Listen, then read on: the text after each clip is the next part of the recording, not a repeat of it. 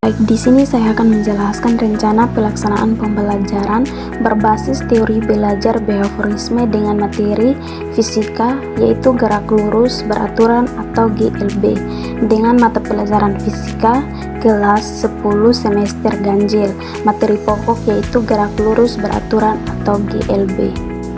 A, yaitu tujuan pembelajaran, di mana setelah mengikuti serangkaian kegiatan pembelajaran, peserta didik diharapkan dapat mencapai tujuan pembelajaran. Ada 3. Yang pertama itu menjelaskan di mana konsep gerak lurus beraturan atau GLB dengan benar.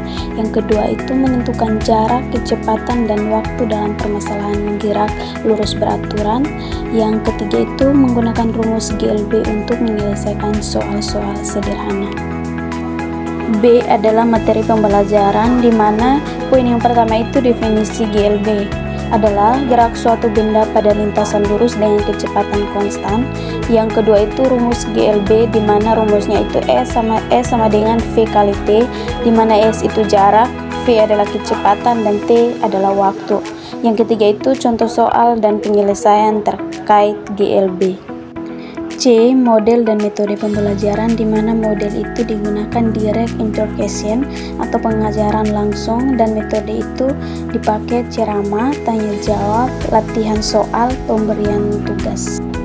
Yang berikutnya itu langkah-langkah pembelajaran yang telah disusun. Yang pertama itu pendahuluan, dengan titik yang pertama yaitu apersepsi, di mana guru menanyakan kepada peserta didik tentang pengalaman mereka melihat benda bergerak, misalnya mobil di jalan tol atau kereta api di rel.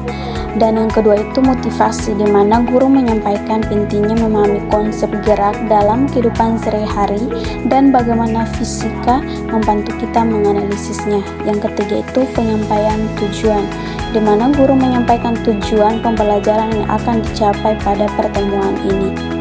Langkah-langkah pembelajaran yang kedua itu kegiatan inti, di mana penyampaian materi atau stimulus dan respon, di mana guru menjelaskan konsep gerak lurus beraturan atau GLB secara lisan dan tertulis di papan tulis.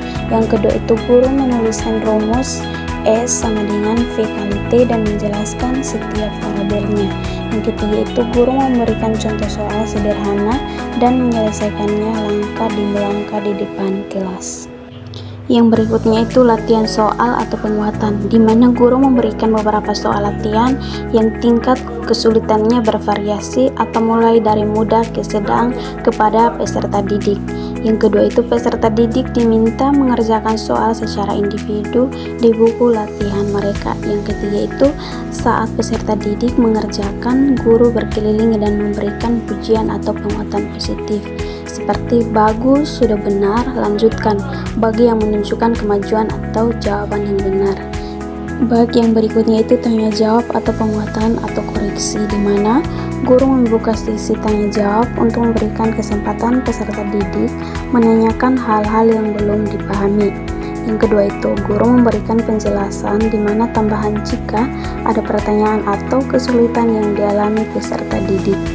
Yang berikutnya itu pemberian tugas atau aplikasi dan evaluasi, di mana guru memberikan tugas rumah atau PR berupa beberapa soal gerak lurus beraturan untuk dikerjakan secara mandiri. Tugas ini bertujuan untuk menguatkan pemahaman dan keterampilan mereka dalam menyelesaikan masalah gerak lurus beraturan.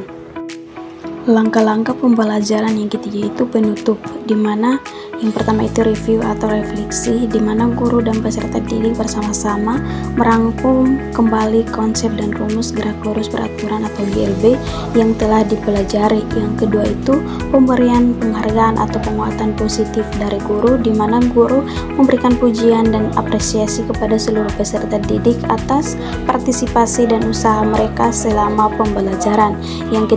Yang ketiga itu informasi pertemuan berikutnya, di mana guru menyampaikan materi yang akan dipelajari pada pertemuan selanjutnya.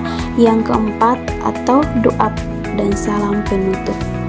Baik, di sini akan masuk dalam penilaian, di mana yang pertama itu penilaian afektif atau sikap, di mana observasi selama proses pembelajaran atau misalnya keaktifan, kedisiplinan, kemandirian.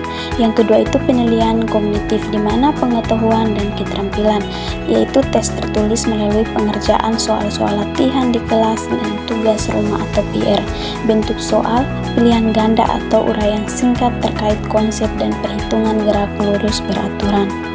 Yang berikutnya itu keterangan tambahan mengenai implementasi behaviorisme.